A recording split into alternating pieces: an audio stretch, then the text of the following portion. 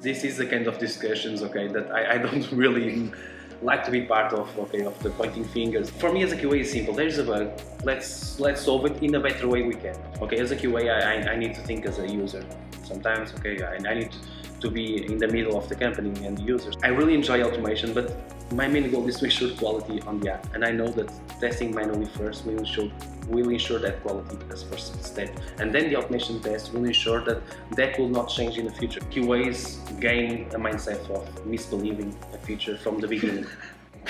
Welcome to this new episode of the Mindera Yellow Box. Quality is one of the topics that we're always curious about. For me, it's always a pleasure to talk about quality. I'm hoping for this episode to have a high quality bar, or you're going to debug it in some way. Oh, of course.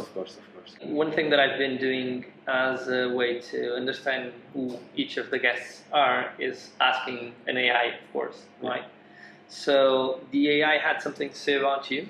Okay, let's see. Aires Oliveira is an engineer at Mindera. Here are some details about his background and work based on the available information. Role QA engineer. Specialization. Since starting his career as a quality assurance engineer, he is focused on mobile application projects with a strong emphasis on test automation. Experience. He has experience with major companies like Chanel, ASOS, TUI, and Volkswagen, building solid experience in both Android and iOS. Skills. He is proficient in automation tools such as Espresso, XCUI Test, Appium, and Maestro. So this is what AI knows about you? Okay. It knows a little bit, okay? It not knows everything. Mostly about my kitchen skills, for instance. But neither it told me that you're high. Like what's your height? I'm 1.91, 92. So it lacks that information. Yeah, but to be honest, and starting about QA and we can start. This is a joke, okay? But yeah, I think I must made it. But about my height and how it was different when it was not remote work, because my height would always intimidate a little more the developer. So I would be a better QA in the office because I was intimidating. Now in remote it's really difficult. So I imagine that for Gemini or other chatbot, it's really difficult to understand my height. So let's start on how you got here, right? So did you kind of, when you're a child, said, okay, my dream is to be either a Formula One car driver or a QA engineer on mobile? Did your parents just told you, yeah, you need to go and break stuff? How did you get to here? As a kid, I want to be a near thing. I want to be detective. I have two idols, and this is a joke, but one is a goalkeeper from Porto, Vitor Villa, and the other it was Moita Flores, the detective, because I remember of seeing me talking about crimes, etc. on TV, and I was like, I want to be like him, and that was my goal for a lot of years. I think you should just stop the podcast here, because this would be like this is the height of a podcast. Of course, and this is something that Gemini really won't get it on other place than here, because I think I don't speak about this too much. So yeah, I have a very not regular way of career path. My background was mathematics until the 12th grade. Then I decided to go to history because my head just say go do something different. Then I went to communications. Then because I really enjoyed to break things and to do things and to work with code, I decided to shift, and I did some boot camp on Java, etc. for 3.5 months, and then I entered on this area with the idea of being developer. I was there for 3 months doing mobile things, and someday they say, okay, we need someone to do some QA automation. And I was not happy. Okay, that was the truth. I was not happy. But when I start to do it, I find out my place, because I really enjoy to not work all on code all day. Okay, I enjoy the diversity of the work as a QA. Okay, so sometimes I'm doing some manual stuff, sometimes I'm doing some automation, sometimes I focus on other things. And my previous experience, that I feel that it was very wrong until my 30s, makes sense on that case, because there is a lot of little things that I did on my past that make sense on my current work. And I think that's the QA that makes me a better QA. Gemini was stating that you know a bunch of fancy tools, Appium, Maestro. You kickstart a project, right? Okay. And I tell you, Iris, you're gonna work on this project, and I want it to be like top notch, cannot crash, it cannot malfunction. How do you pick the wrong or right tool? So let's go for expectations. Okay, to not crash. It might crash, but let's say that we will resolve everything and we will get to get that crash. Okay, that's the most important, because we cannot test everything. Okay, and we depend on the structure, on the team that we have, etc. Nowadays, and yeah, again, my first focus will be understanding which kind of people we are working with, which kind of maturity or seniority of the team, because that will impact the tools that we want to implement. But in automation, nowadays I will go for one of these two, or going to native automated frameworks as Express or XQI test, if we have a good team, if we have possibly devs that wants to help us ensuring that the framework is testing framework is doing what we expect and giving the results that we expect, is still the most powerful tools to make automation on apps, because it is the native way of doing it, and we get more from that tools, and we get to cover more the app with that kind of tools. If I'm not going to choose because of the team, because it depends really on the team and on how many people we have to work and how and what they bring to the team, because every one of us bring different things. Okay, some people bring really good manual skills, others give really good automation skills, and we just need to handle that. But in a most manual team, I would go for Maestro, because it has a declarative structure of creating test case with the YAML files, etc.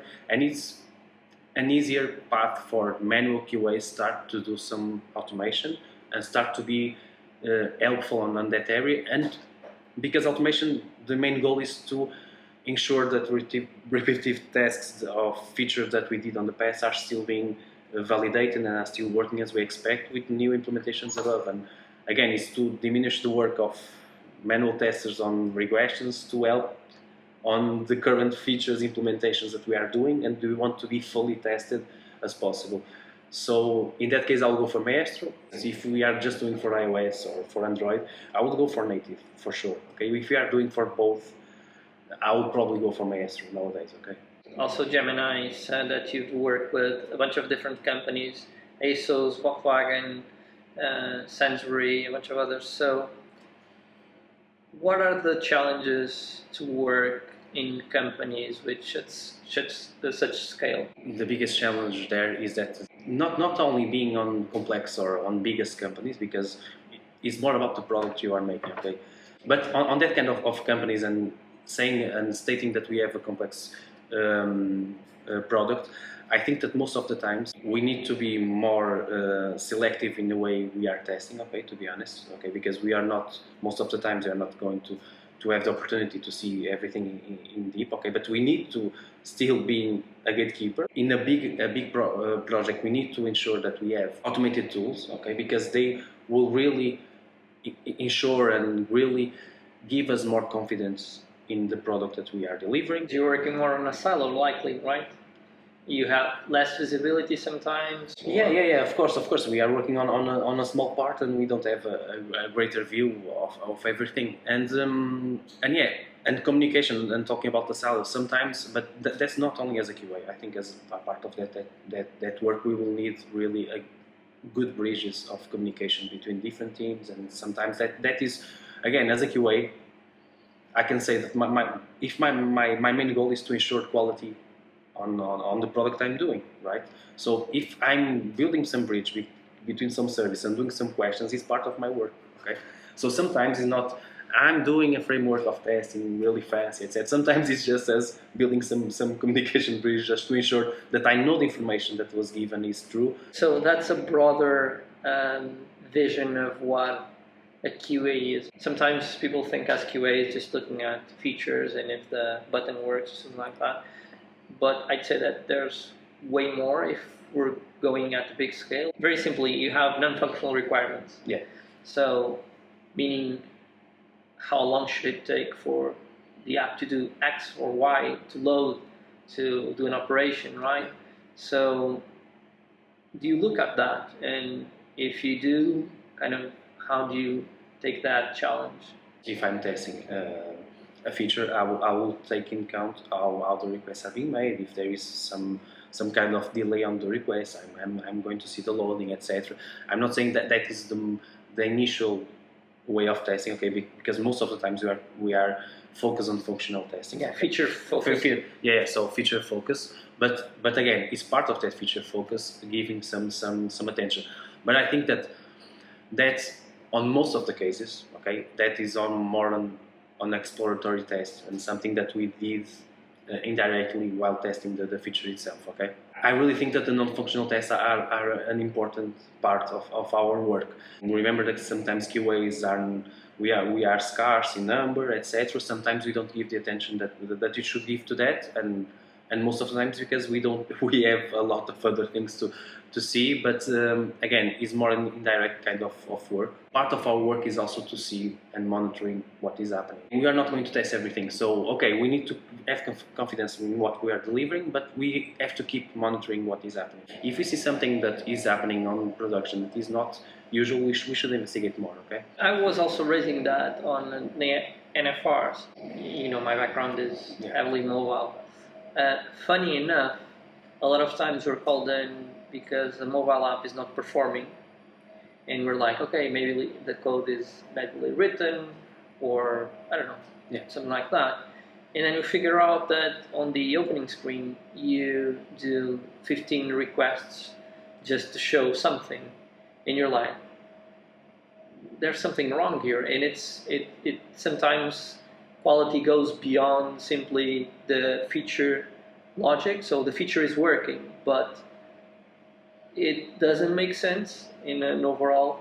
So that's why I was about to ask, like, when you look at the bug or something, a behavior that you feel that is wrong, what are your steps to kind of identify? Is it mobile issue? Is it backend issue? A fundamental part of a mobile tester is basically using Charles or debug proxy. Okay, for me, it's a fundamental part. For the ones that don't know what Charles proxy is, basically a middleman that intercepts traffic, and you understand what's coming from one side to the other, right? Yeah. That's it. So that is the most important part as a mobile tester. I would say this because we have a skeleton, okay, that depends on the data that we receive from a server, and the way I have to easily go in all edge cases is to mock and and the easiest way, at least for me, most of the times, okay, we should have test environments, etc. But most of the times using shells and manipulating the requests and making them delay, etc. That will give us a broader, an easier and quicker view of how app is behaving behind that information, how it is handling that information on the app side. So using that kind of tools will ensure that we know if there is enough bug and a backend bug. This is the kind of discussions, okay, that I don't really like to be part of, okay, of the pointing fingers. For me as a QA, it's simple. There is a bug. Let's solve it in a better way we can. Sometimes it's on the backend, sometimes it's in the app side. Using that kind of middleman can show me if there is an information from the backend is not working, or if we are receiving what we expect, but the app is not reacting as expected to that information. Okay, and then we can try to go to a solution. One funny thing, so for my almost 20 years working on mobile, one funny thing that you had a lot in the beginning is people worked in offices with good internet. Like, things could go wrong, but the internet was stable. Also, you don't have like the behavior that you're like on a tube with like crazy internet going up and down, and then with hiccups from the movements, you'd press the button twice or something like that. User behaviors that are very hard to mimic on like a lab. How do you focus on making sure that an app doesn't have such a weird edge cases, like when the battery is draining, when the file storage is running out, when the internet goes up and down? Let's go for network. I think is a kind of simple. There is a way of testing and people that defend, and I really enjoy that. That is the no internet testing. Okay, that is the first test that you should do in every feature. So You just unconnect the device to the internet and see when you go What to a screen, happens? what happens. Okay, that should be the first test you do. Then with Charles, again, we can use some throttling on the network and see how it behaves, because it's kind of important, because sometimes it's not because it's giving an error, but sometimes it's just not having a loading, for instance. Okay, as a QA, I need to think as a user. And if the internet is really slow and not showing any loading, for the user it will be like nothing is happening, so it probably will put the app, close the app, or do another thing, or click 100 times. Or click another times, and that is not the behavior that you want, because imagine that clicking another times will make another request to the server.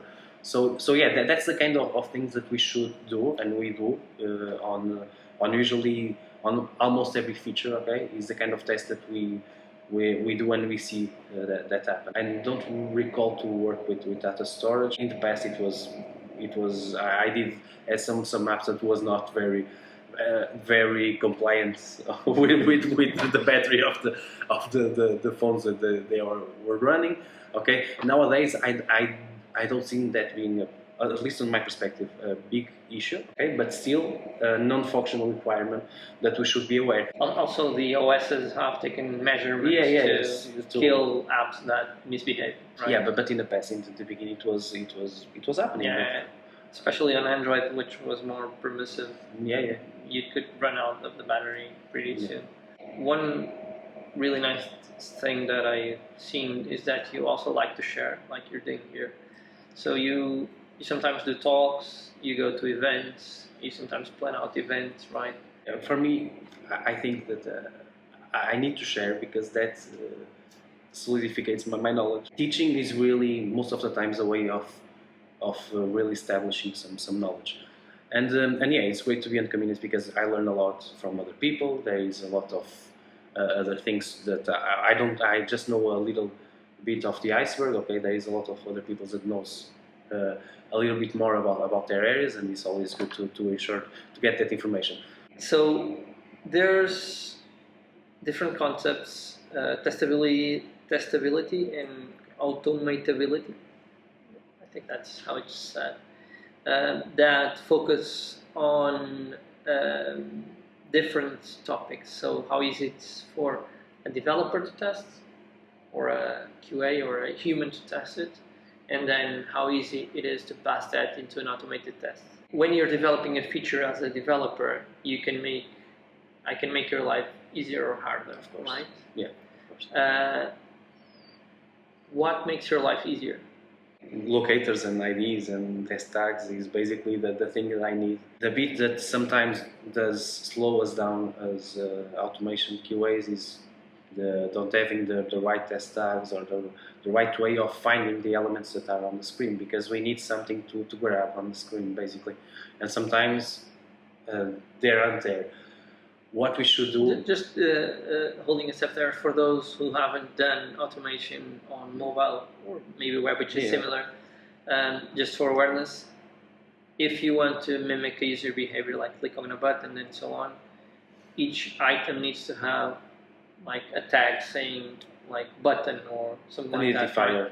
And that's through that you tell the automation engine. Ideally, a unique identifier, okay? Somehow uniquely identify that element on the screen. If we don't have that, we will need to rely on text or on some XPath that somehow gets to get the element, but that is not the best practice, okay? Because that can change, that can be dynamic, and how we should handle that is about having the correct IDs or test tags to get that elements and to get to, again, to grab them, or to get to know that they are there and see the text they have, or if they have an image, or they are visible, not visible, etc. I think that is the most difficult part, and most of the times when a dev is working, they don't make the layout and the components adapted to that kind of locators and elements that we need to work out. I think that is the biggest concern. Okay, so the devs have done everything great, like all the tags are there, everything is there.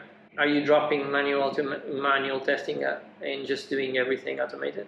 To automate, you need to do it manually first. Okay, that's the goal. rule. Okay, so basically you cannot automate a thing that you don't really interact with. Okay, you can do it, but it will probably not be the better way. So first of all, we need to manually validate how is that feature, how it is running, how we feel it, and then we can.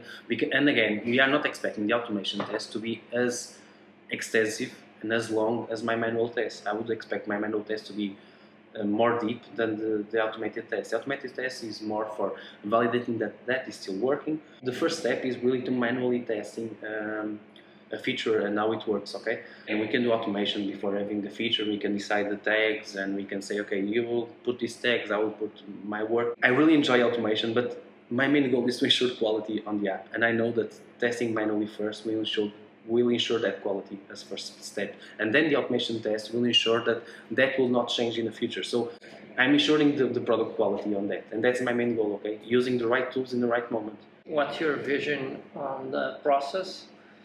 But there's a lot of different visions, so and a lot of different trends that you're seeing. You're seeing shift left as one of the buzzwords, shift right, which is not as buzz, but also popping up from time to time.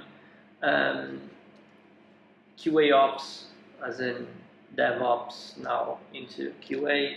What's your thoughts? There is a lot of ways to ensure quality. You do know that your job is not at risk after you're saying this. No, but I know. I need first to drop the bomb and then I can explain what I'm saying. So you can fire every kid. Like no, for the people cannot. at the conference that can interact with Aires, he just said that you can be fired. Please do it. But after me explaining, because I need to drop the bomb first. Okay. So yeah, I can understand that if I have a little shop here on Porto, a tourist shop, I can have a website done by myself, right? Because the expectation is not to be as high as expected, okay?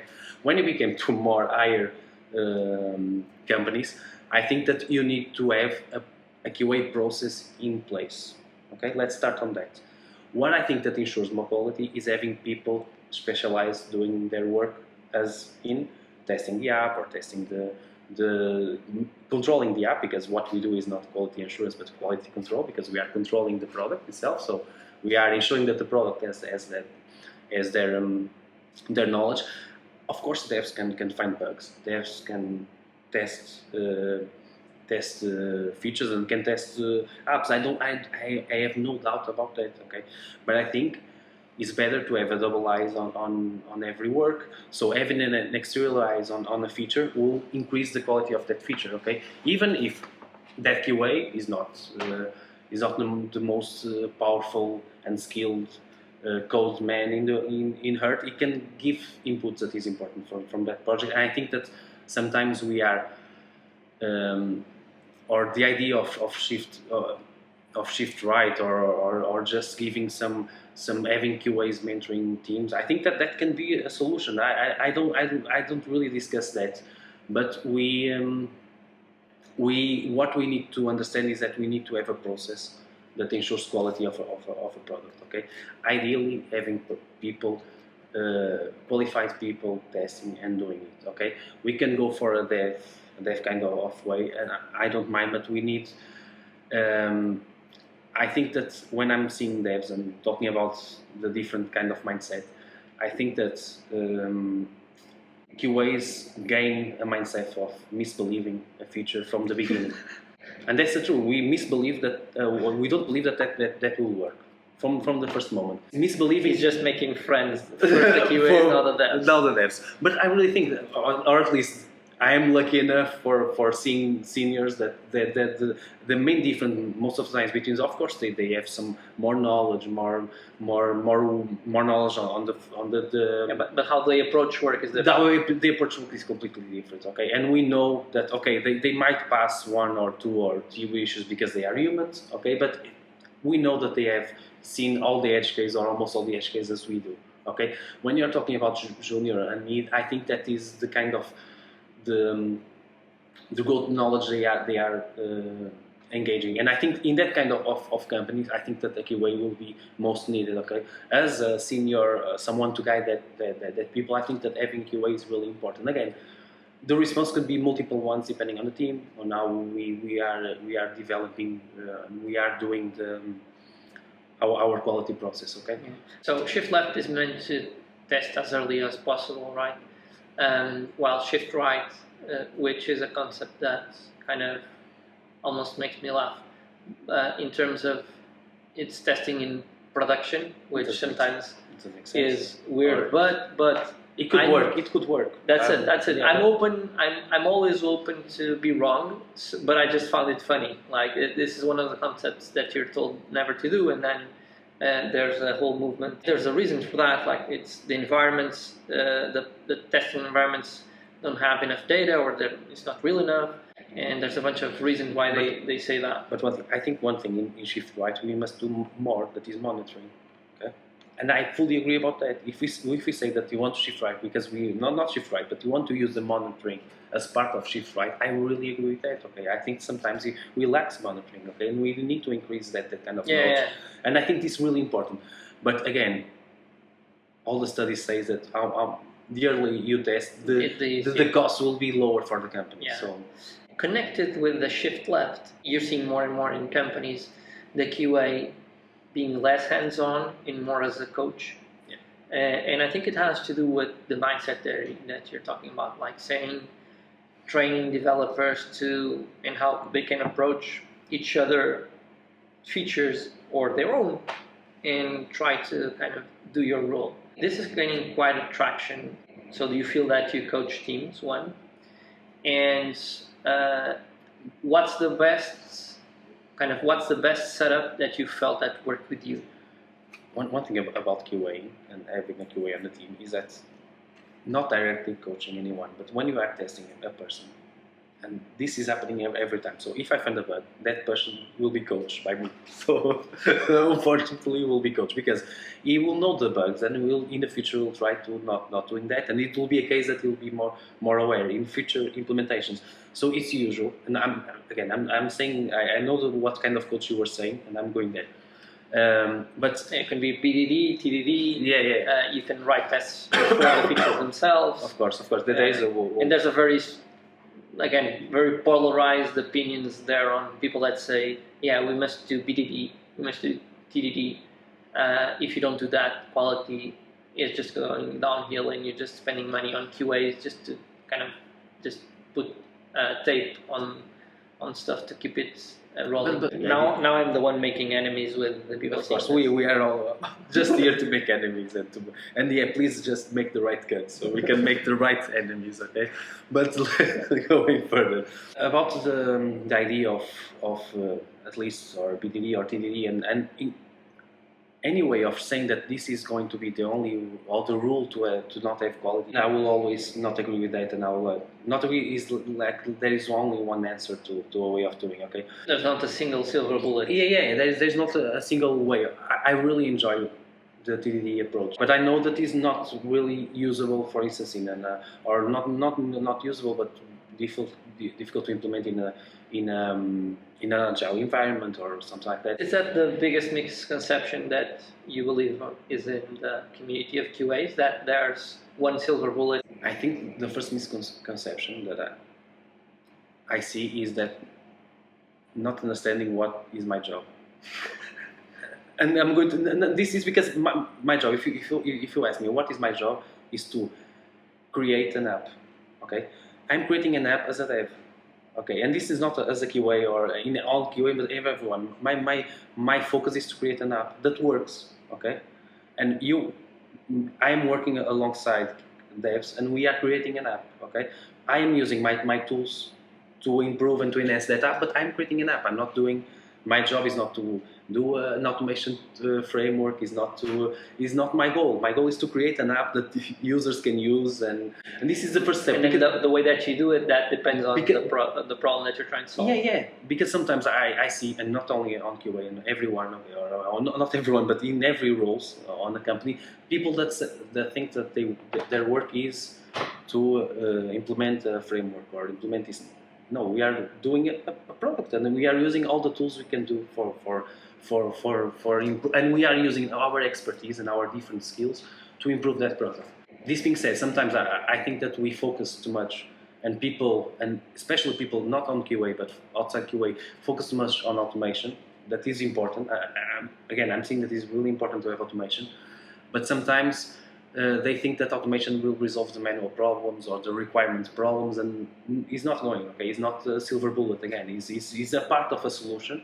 Okay, but sometimes if we are losing more time in automation than we should, it's not going to be as useful as we expect. One thing, and keeping on the topic of making friends, one big virtual elephant that we didn't touch is AI.